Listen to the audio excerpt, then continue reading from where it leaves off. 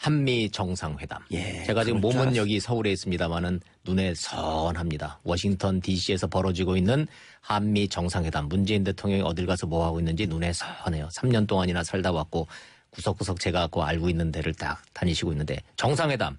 근데 워싱턴 어려워요. DC에 사셨어요? 그렇죠. 워싱턴 DC에 특파원으로. 네, 특파원으로 3년 있었기 때문에 그 동선이 제 눈에 선합니다. 예. 정상회담 알고 보면 더 재밌습니다. 그래서 알고 보면 그 더 말씀을 재밌다. 좀 드리려고 그래요. 아, 그리고 네. 정상회담 취재를 직접 정상하고 그 수행 동반하면서 한 적이 있어요? 한 적이 있죠. 김대중 대통령하고 부시 대통령하고 정상회담할 때 1차. 네, 1차 때. 디스맨 그 표현 네, 나왔을 디스맨 때. 했을 때 제가 바로 5m 전방에 있었습니다. 아. 저는 그때 기분 굉장히 나빴어요. 예. 아니, 나이 많고 이 점잖은 우리 대통령한테 디스맨? 디스맨. 그때는 저희는 직감적으로 기자들끼리 웅성웅성 낸 게 디스맨? 이자가? 이렇게 해석을 했었던 거예요. 근데 그걸 이제 순화해가지고 이분이 인양반을 이렇게 대기는 했지만 디스맨 지금 생각해도 그렇게 말로는 리스펙트 했다 그랬는데 리스펙트 했던 것 같지는 않아요. 그리고 그때 당시에 이제 부시 대통령이 된지 2달밖에 안 됐는데. 그렇죠. 신참이었죠. 예, 정치도 잘 모르고 북한 문제 복잡한 이 문제를 갖고 햇볕 정책을 막 설명하는 그럼요. 김대중 대통령께서 얼마나 또 전문가예요. 그럼요. 쫙 설명하고 있는데 짜증이 좀 난 상황이었을 것이다 이렇게 추정들 많이 하잖아요. 그랬지만 예. 그래도 상대가 미국 대통령이다 보니 그 당시 김대중 대통령 굉장히 아쉬웠죠. 남북 햇볕 정책으로 대전환을 하는 과정에서 미국의 협조가 절대적으로 필요했고 이 신참내기 그 철모로고 지금 이렇게 막 그 돌출 행동하는 부시 대통령을 상대로 이걸 가리켜서 끌고 가야 되니까 예. 좀 아쉬웠기 때문에 그래도 많은 얘기를 했고. 많은 얘기 나눴죠. 그래서 결국은 그때 그 남북 정상회담까지 이어지는 과정에서 정상회담이 그래서 그만큼 중요한 거예요. 예. 자, 오늘 오전에 상견례를 했어요? 만찬했어요. 만찬했고. 만찬했고요. 지금 시간이 이제 워싱턴이 낮밤이 이제 완전히 바뀌기 때문에 예. 우리 시간 요 시간이면은 저희가 지금 주무셔야 되려고 이제 그 숙소 가서 준비하실 시간이네. 예. 네, 만찬 다 끝났고요. 부통령하고 그 한국전 참전 기념비 공동 헌화도 마치고 밤에 했어요, 이거를. 그리고 이제 숙소 가서 이제 주무셔야 될 시간인데 사실 잠 안 오죠.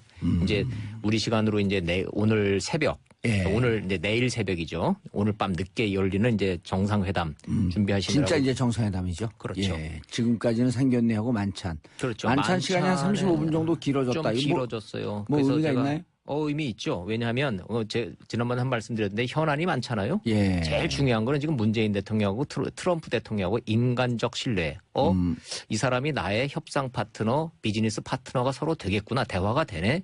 이런 이제 그 신뢰를 형성하는 게 가장 중요한 회담인데 어찌됐든 지금 분위기는 좀 좋아요. 그래서 제가 뭘 드셨나 해서 좀 이렇게 좀 물어봤더니 예. 메인 메뉴로 도버솔 구이라는 게 나왔어요. 근데 이거 모르겠어요. 도버솔이 뭔지. 물고기래요. 일종의 도미의 일종이라는데 아세요? 도버솔 구이라는 거 드셔보셨습니까? 그거요? 네. 제가 뭘 먹고 사는 줄 아는 건 저 자신도 몰라요. 네. 근데 이게 굉장히 비싸고 오. 아주 고급 요리랍니다.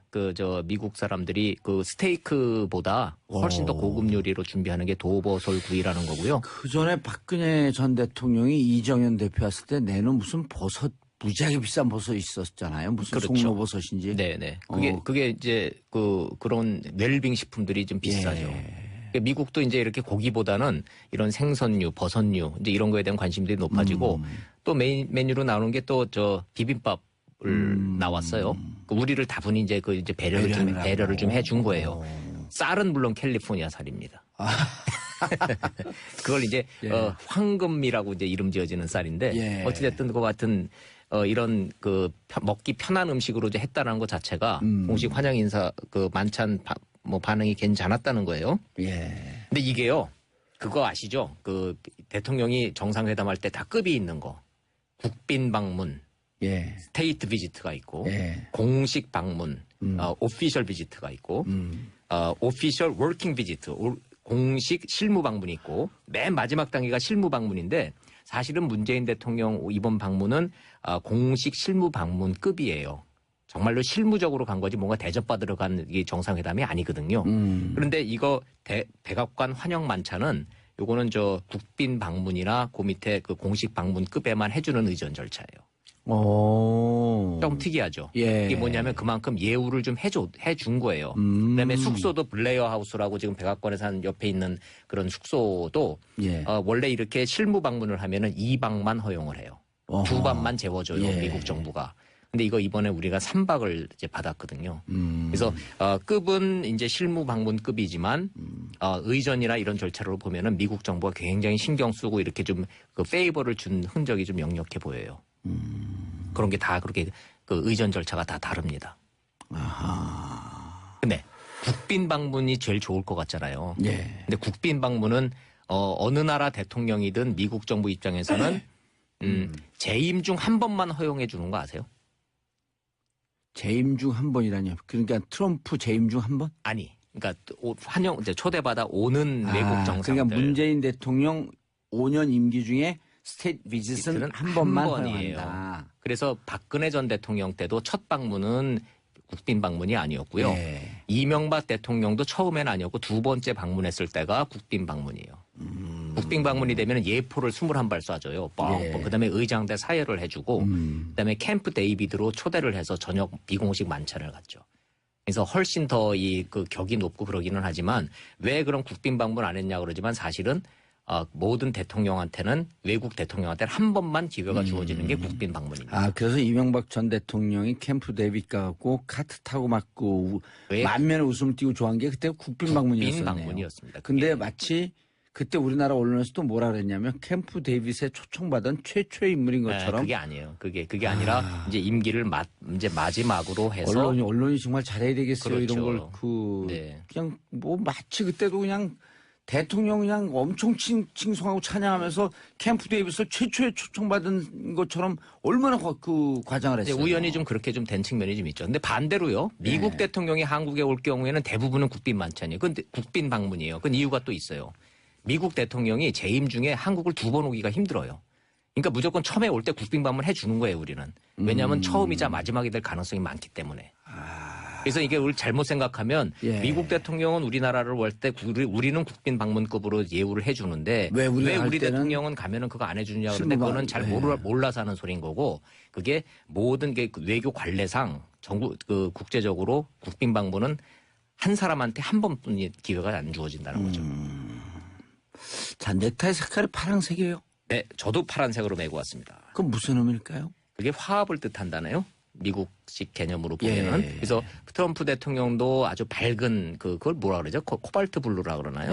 근데 똑같은 색깔을 매셨더라고요. 그다음에 화합의 상징이에요? 그렇대요. 그게 무슨 화합하고 서로 이렇게 우정과 친분 뭐 이런 거를 밝은 이미지라 그러고. 보통 이제 백악관에서요 대변인이 브리핑할 때 보면은 그 뒤 배경이 블루인 거 아시죠? 그렇죠. 예. 근데 이제 그거는 원래 색을 전공하는 사람들한테 그 여쭤봤더니 이렇게 파란색은 그 신뢰, 그 다음에 정직 이런 걸 상징한다는 거예요. 그렇죠. 그래서 백악관 대변인이 할 때는 기본적으로 파란색을 보면 사람들이 신뢰감을 느끼는 거예요. 그리고 저 발언은 정확하게 정직하게 하는 거구나. 이런 신뢰감 때문에 파란색을 쓰고 있다는 거거든요. 근데 또 화합의 상징이라고 하는 건 오늘 또 처음 들었네. 뭐 동맹, 이렇게 결합, 이런 의미를 강조하기 위해서 저 파란색을 이제 넥타이를 맸다는 것이고 개인적으로는 트럼프 대통령은 빨간 넥타이를 선호하거든요. 그렇죠. 빨간 넥타이를 많이 맸죠. 네. 트럼프 대통령이 백악관 3층 개인 집무실에 트리티룸을 공개했다. 이 속보가 막 뜨고 있는데요. 이거 처음인데요. 저 지금까지 그 직간접적으로 한미 정상회담 백악관 취재를 해본 경험으로는 이 트리티룸 들어간 것 전 들어가 보지 못했고요. 당연히. 우리 대통령이 여기 간 것도 처음인 것 같아요. 제 기억으로는 그렇습니다. 그만큼 예우하고 환대하고 뭐 이제 이런다는 얘기예요. 왜냐하면 이게 지금 신경을 많이 쓰고 있는 게 미국도 왜냐하면 한미 정상회담 열리기 전에 지금 양국 언론에서 엄청나게 많은 우려의 목소리가 나왔잖아요. 균열이 있네, 뭐가 있네, 이견이 있네. 그래서 트럼프 대통령이 또 돌발 발언할 거네 이러는데 그렇지 않을 거다라는 어떤 이런 메시지들이 하나하나 지금 나가고 있죠. 그런데 방금 저 우리 1, 2부에 출연했던 김종대 의원의 표현에 따르면 뉴욕타임즈 사설이 며칠 전 뉴욕타임즈 사설이 뭐라 그랬냐면 트럼프의 판단이나 머리로는 북핵 문제 해결을 못한다. 그러니 문재인 대통령의 얘기를 경청하라. 네. 이런 사설이 나왔다 그래요. 네. 그런데 오히려 미국에서는 그럼 대한민국이 이 북핵 문제 해결하는 데 있어서 상당히 중요한 위치에 있을 것이다라고 하는 평가를 하고 있는데 우리 일부 언론들 뭐 다 그런 건 아니지만 네. 정세현 장관이나 문정인 교수 이런 분들은 한국의 언론이 마치 이거 안 될 것 같다는 게 안 될 것 같다고 우려하는 게 아니라 안 되기를 바라고 있는 거 아니면서 오히려 우리나라 언론에 문제 제기를 하는 이런 전문가들도 꽤 있거든요. 꽤 있죠. 미국 내에서도 존재하고 그럼 있어요. 문정인 그 특보도 네. 실질적으로 미국에서는 아무 문제가 없었는데 우리 언론이 호들갑을 떠니까 그걸 받아갖고 다시 미국에서 얘기했다. 이런 얘기도 있어요?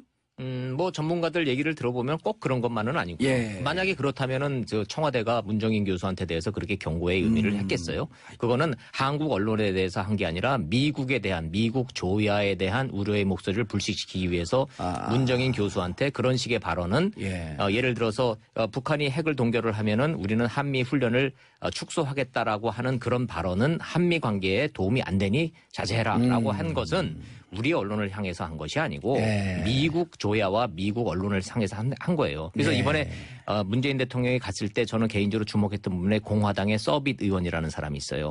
아주 돌직구로 질문을 했단 말이에요. 자, 그래서 사드는 주한미군을 보호하기 위한 것인데 자 그럼 문재인 대통령이 선택해달라. 사드 없는 주한미군. 사드도 빼고 주한미군도 빼는 한국을 선택할 것인지 아니면 사드와 주한미군을 선택할 것인지 선택해달라. 이런 질문을 돌직구로 나올 정도로 미국의 분위기가 험악했던 건 사실인 거죠. 거기에 문정인 교수의 그런 발언들이 불을 지핀 것도 또 사실이에요. 대통령이 이번에 가서 그 부분에 대해서는 확실하게 딱 그냥 정리를 다 했어요. 사드 배치 철회에 대해서 의구심을 떨어내라. 사드 배치 철회 안 한다 우리. 다만 국내적 절차의 문제이니 그 조금만 좀 시간을 갖고 좀 기다려달라. 우리 분명히 배치한다. 약속 지킨다. 이렇게 대통령이 가서 직접 정리를 한 걸로 봐서는 그렇게 발언을 했나요? 했죠. 예, 그렇게 해서 다 정리가 좀 다 됐어요. 그래서 사드 문제는 이번 한미 정상회담이 있어 주요 의제가 아니다. 백악관 발표입니다. 제 얘기가 아니고 오히려 이번에 주요 의제는 한미 FTA다. 이렇게 됐단 말이에요. 무역 불균형입니다. 그래서 제가 말씀드린 것이 한미 관계의 본질은 안보 문제가 아니라 경제 문제가 본질이라고 제가 그래서 말씀을 드리는 거예요. 트럼프 대통령은 지금 이거거든요. 이제 보세요. 12시간 뒤에 이제 제 얘기가 맞는지 틀리는지 보면 되는데 한미 FTA 문제에 대해서 미국과 한국이 분명히 이 계산서가 다르잖아요. 그렇죠. 계산법이 다르죠. 계산법이 다르잖아요. 우리는 우리 그렇게 한미 FTA로 크게 돈 버는 거 없어요. 중국하고 일본에 비하면요. 우리는 조금 버는 거예요. 그런데요. 뭐 불균형적인 거라고 하면은 크게 보면은 물건을 사고 파는 FTA가 있고 서비스 분야가 있는데요. 서비스 분야는 이게 카운팅이 안 되거든요. 그렇죠. 근데 그러니까 우리가 좀 자동차 좀 팔고 철강 좀 판다 그래서 버는 돈에 비하면은 미국이 서비스 분야에서 지적재산권이나 미래에서 우리 여기서 벌어갈 게 더 크니까 그거를 상쇄를 하면은 거의 다 같은 겁니다. 이게 우리의 계산법인 것이고 트럼프 대통령은 시종일관 무슨 소리냐.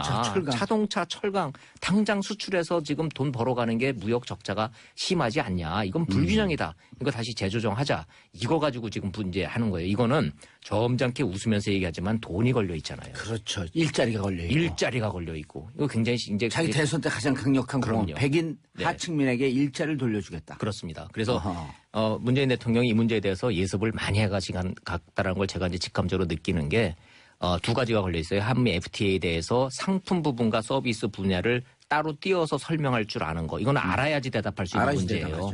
두 번째, 한미 방위비 분담 문제. 이 부분에 대해서 우리가 GDP의 2.7%를 지금 내고 있다. 지금 저 평택 그 기지 건설하는데 지금 미군 기여도는 8%밖에 안 된다. 나머지 92% 전부 한국 정부가 돈 내고 있다. 자. 독일이나 일본에 비해서 우리가 방위비 분담 결코 적지 않다.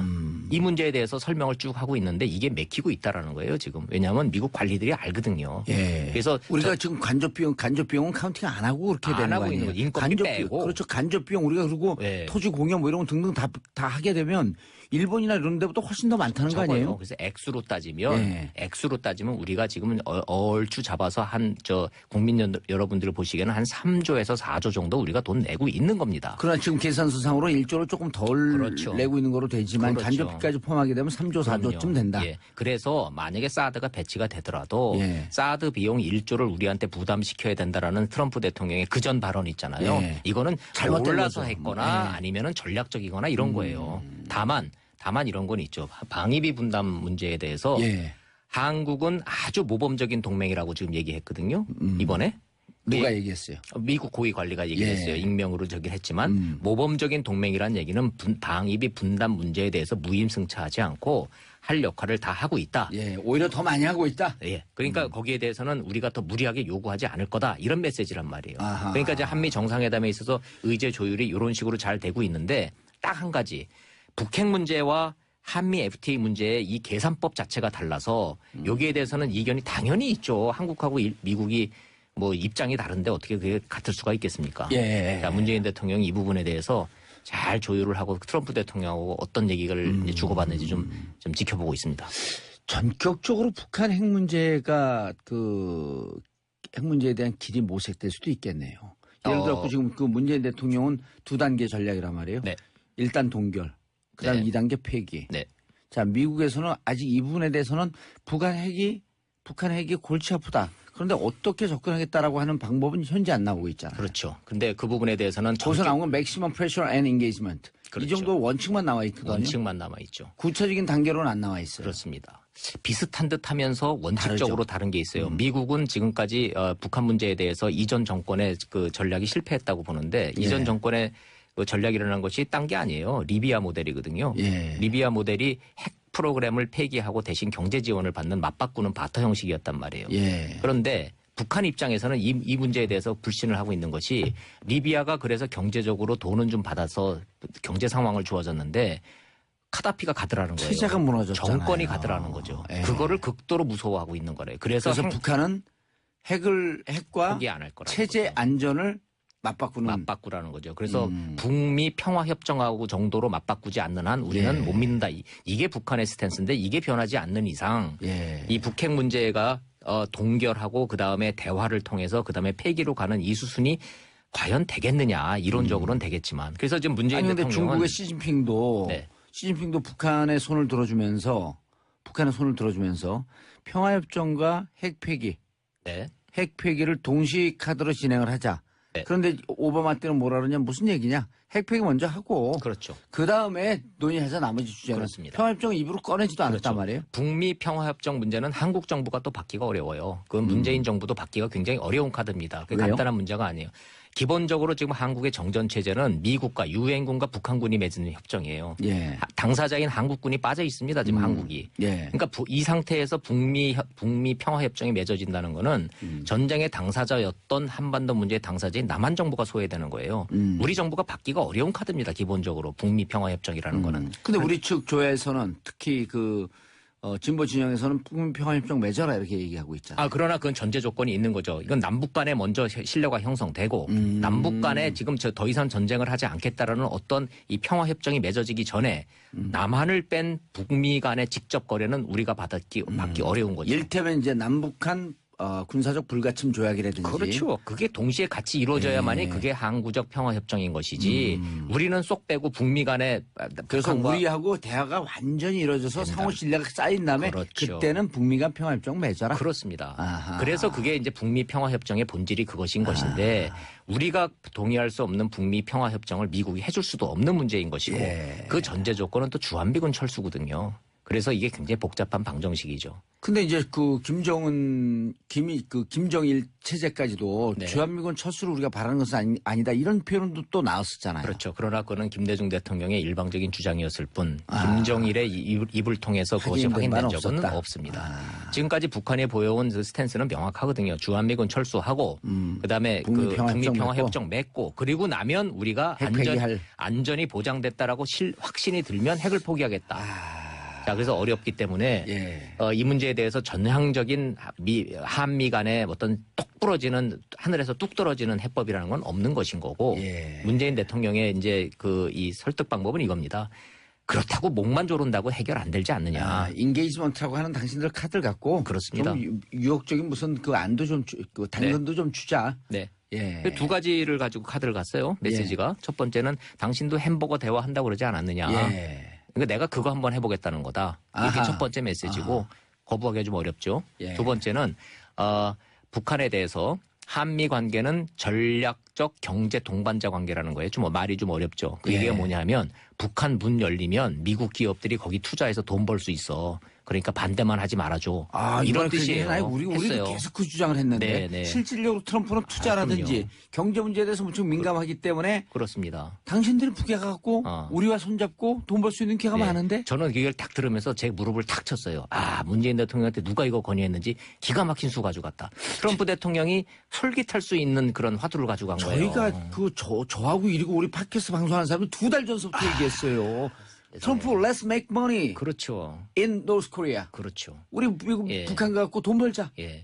그러니까 양수겹장이다. 북한 가서 돈도 벌 수 있고, 그다음에 북한 문제 해결하면 너 지금 국내 문제 때문에 당신 어려운데 최고의 대통령으로 최고의 대통령 성과 얻을 수 있다. 그런 거를 하기 위해서 정상회담이 중요한 게요. 그렇게 인간적 터치를 하고 어프로치를 해야 되는 거예요. 그러니까 지금 문재인 대통령이 가가지고 나도 당신도 고생 많이 했지. 대선 때 나도 가짜뉴스 때문에 고생 엄청 많이 했는데 당신도 가짜뉴스 때문에 그러지 않느냐. 그러니까 트럼프가 언론도 이야기를 듣고 있길 바란다 그러면서 막 웃으면서 야 우린 가짜뉴스 동창생이야. 네. 그래서요. 지금 이제 헤어졌거든요. 이제 궁금한 게 이제 트럼프 대통령이 잠자리에 들기 전에 혹시 트위터에다가 프레지던트 문 is a nice guy with a good time 뭐 이런 거 하나 좀 날려주면 분위기를 이게 좋았구나. 이런 거 이제 가늠할 수가 있는데. 내일 정상회담 할 때, 그렇게 되면 상당히 부드럽게. 아주 부드러워지죠. 네. 그런 알겠습니다. 재미있는 깨알 재미가 정상회담 이 앞뒤에 곳곳에 박혀 있어요. 트럼프 트윗을 날릴까 안 날릴까? 이제 궁금해요. 좀 날리라고. 우리가 또 한번 살짝 내기를 해야죠. 원래 그 언론보다 트위터를 더 알고 자기 기사가 언론을 통해서 나오는 것보다 자기가 트위터로 먼저 날릴 직성이 풀리는 분 아니에요? 근데 저는 굳이 내기를 한다면 안 날린다의 한 표입니다. 왜냐하면 트럼프 대통령이 지금 극도로 자제하고 있어요. 왜냐하면 돌출 행동, 돌출 발언 안 하는 게 컨셉입니다. 악수하는 거 보세요. 아주 의례적으로 정상적인 악수하고 어깨 한번 톡톡하고 싹 가잖아요. 평상시에 했던 그런 거친 행동들, 그런 거친 돌발 행동이 일체 없습니다. 저희가 그것도 예측했거든요. 이 컨설팅, 어드바이저, 이 보좌관들이 철저하게 행동을 조심하라. 그렇죠. 이렇게 얘기했어요. 의외로 말 잘 듣고 있는 거예요, 지금. 그래서 전체적으로는 트럼프 대통령한테도 이제 예측 불가능성이 거의 없어지고 있어요. 그렇죠. 그래서 뭐 이견이 없는 건 아니겠지만 저 전체적으로는 낙관합니다. 알겠습니다. 인사하시고요. 안녕히 계십시오. 다음에 또 뵙겠습니다. 알겠습니다. 정수진님, 원 기자님 모르는 게 없는 듯, 진짜 짱인 듯. 자, 우리는 오늘 인사드리고요. 내일 11시에 다시 찾아뵙겠습니다. 바이바이. 미국 대통령이다 보니 그 당시 김대중 대통령 굉장히 아쉬웠죠. 남북 햇볕 정책으로 대전환을 하는 과정에서 미국의 협조가 절대적으로 필요했고 이 신참내기 그 철모로고 지금 이렇게 막 그 돌출 행동하는 부시 대통령을 상대로 이걸 가리켜서 끌고 가야 되니까 좀 아쉬웠기 때문에 많은 얘기를 했고 많은 얘기 나눴죠. 그래서 결국은 그때 그 남북 정상회담까지 이어지는 과정에서 정상회담이 그래서 그만큼 중요한 거예요. 자, 오늘 오전에 상견례를 했어요? 만찬했어요. 만찬했고요. 지금 시간이 이제 워싱턴이 낮밤이 이제 완전히 바뀌기 때문에 우리 시간 요 시간이면은 저희가 지금 주무셔야 되려고 이제 그 숙소 가서 준비하실 시간이네. 만찬 다 끝났고요. 부통령하고 그 한국전 참전 기념비 공동 헌화도 마치고 밤에 했어요, 이거를. 그리고 이제 숙소 가서 이제 주무셔야 될 시간인데 사실 잠 안 오죠. 이제 우리 시간으로 이제 오늘 새벽, 오늘 이제 내일 새벽이죠. 오늘 밤 늦게 열리는 이제 정상회담 준비하시느라고. 진짜 이제 정상회담이죠. 그렇죠. 지금까지는 상견례하고 만찬. 그렇죠. 만찬 시간이 한 35분 정도 길어졌다. 좀 길어졌어요. 뭐 의미가 있나요? 의미 있죠. 왜냐하면 지난번에 한 말씀 드렸는데 현안이 많잖아요. 제일 중요한 거는 지금 문재인 대통령하고 트럼프 대통령하고 인간적 신뢰. 이 사람이 나의 협상 파트너, 비즈니스 파트너가 서로 되겠구나. 대화가 되네. 이런 이제 그 신뢰를 형성하는 게 가장 중요한 회담인데 어찌됐든 지금 분위기는 좀 좋아요. 그래서 제가 뭘 드셨나 해서 좀 이렇게 좀 물어봤더니 메인 메뉴로 도보솔 구이라는 게 나왔어요. 한미 정상회담. 제가 지금 몸은 여기 서울에 있습니다만은 눈에 선합니다. 워싱턴 DC에서 벌어지고 있는 한미 정상회담. 문재인 대통령이 어딜 가서 뭐 하고 있는지 눈에 선해요. 3년 동안이나 살다 왔고 구석구석 제가 그 알고 있는 데를 딱 다니시고 있는데 정상회담. 근데 워싱턴 DC에 사셨어요? 그렇죠. 워싱턴 DC에 특판으로. 특판으로 3년 있었기 때문에 그 동선이 제 눈에 선합니다. 정상회담 알고 보면 더 재밌습니다. 그래서 알고 보면 그 더 말씀을 재밌다. 좀 드리려고 그래요. 아, 그리고 네. 정상회담 취재를 직접 정상하고 그 수행 동반하면서 한 적이 있어요? 한 적이 있죠. 김대중 대통령하고 부시 대통령하고 정상회담할 때 1차. 네, 1차 때. This man 그 표현 네, 나왔을 디스맨 때. 했을 때 제가 바로 5m 전방에 있었습니다. 아. 저는 그때 기분 굉장히 나빴어요. 예. 아니, 나이 많고 이 점잖은 우리 대통령한테 디스맨? 디스맨. 그때는 저희는 직감적으로 기자들끼리 웅성웅성 낸 게 디스맨? 이자가? 이렇게 해석을 했었던 거예요. 근데 그걸 이제 순화해가지고 이분이 인양반을 이렇게 대기는 했지만 디스맨 지금 생각해도 그렇게 말로는 리스펙트 했다 그랬는데 리스펙트 했던 것 같지는 않아요. 그리고 그때 당시에 이제 부시 대통령이 된 지 2달밖에 안 됐는데. 그렇죠. 신참이었죠. 예, 정치도 잘 모르고 북한 문제 복잡한 이 문제를 갖고 햇볕 정치를 막 설명하는 그럼요. 김대중 대통령께서 얼마나 또 전문가예요. 그럼요. 쫙 설명하고 있는데 짜증이 좀 난 상황이었을 것이다 이렇게 추정들 많이 하잖아요. 그랬지만 예. 그래도 상대가만 기회가 주어지는 게 국빈 방문입니다. 아, 그래서 이명박 전 대통령이 캠프 데이빗 가고 카트 타고 막 만면에 웃음을 띠고 좋아한 게 그때 국빈 방문이었어요. 방문이었습니다. 근데 마치 그때 우리나라 언론에서 또 뭐라 그랬냐면 캠프 데이빗에 초청받은 최초의 인물인 것처럼. 그게 아니에요. 그게 아니라 이제 임기를 이제 마지막으로 해서 언론이 정말 잘해야 되겠어요. 그렇죠. 이런 걸 네. 그냥 마치 그때도 그냥 대통령 그냥 엄청 칭송하고 찬양하면서 캠프 데이빗을 최초에 초청받은 것처럼 얼마나 과장을 했어요. 우연히 좀 그렇게 좀 된 측면이 좀 있죠. 근데 반대로요. 미국 대통령이 한국에 올 경우에는 대부분은 국빈 만찬이에요. 근데 국빈 방문이에요. 그건 이유가 또 있어요. 미국 대통령이 재임 중에 한국을 2번 오기가 힘들어요. 그러니까 무조건 처음에 올 때 국빈 방문 해주는 거예요, 우리는. 왜냐하면 처음이자 마지막이 될 가능성이 많기 때문에. 그래서 이게 우리 잘못 생각하면 예. 미국 대통령은 우리나라를 올 때 우리는 국빈 방문급으로 예우를 해주는데 왜 우리 때는 대통령은 가면은 그거 안 해주냐 그러는데 그거는 잘 몰라서 하는 소리인 거고 그게 모든 게 외교 관례상 국제적으로 국빈 방문은 한 사람한테 한 번뿐이 기회가 안 주어진다는 거죠. 자, 넥타이 색깔이 파란색이에요. 네, 저도 파란색으로 메고 왔습니다. 그건 무슨 의미일까요? 그게 화합을 뜻한다네요. 미국식 개념으로 보면은. 예. 그래서 트럼프 대통령도 아주 밝은 그걸 뭐라 그러죠? 코발트 블루라 그러나요? 예. 근데 똑같은 색깔을 매셨더라고요. 그다음에 화합의 상징이에요? 그렇대요. 그게 무슨 화합하고 서로 이렇게 우정과 친분 뭐 이런 거를 밝은 백악관 환영 만찬은 요거는 국빈 방문이나 그 밑에 그 공식 방문급에만 해주는 의전 절차예요. 좀 특이하죠. 예. 이게 뭐냐면 그만큼 예우를 좀 해준 거예요. 그다음에 숙소도 블레어 하우스라고 지금 백악관에서 한 옆에 있는 그런 숙소도 예. 원래 이렇게 실무 방문을 하면은 2박만 허용을 해요. 2밤만 재워줘요. 예. 미국 정부가. 근데 이거 이번에 우리가 3박을 이제 받았거든요. 그래서 급은 이제 실무 방문급이지만 의전이나 이런 절차로 보면은 미국 정부가 굉장히 신경 쓰고 이렇게 좀 그 페이버를 준 흔적이 좀 역력해 보여요. 그런 게 다 그렇게 그 의전 절차가 다 다릅니다. 근데 국빈 방문이 제일 좋을 것 같잖아요. 예. 근데 국빈 방문은 어느 나라 대통령이든 미국 정부 입장에서는 재임 중 한 번만 허용해 주는 거 아세요?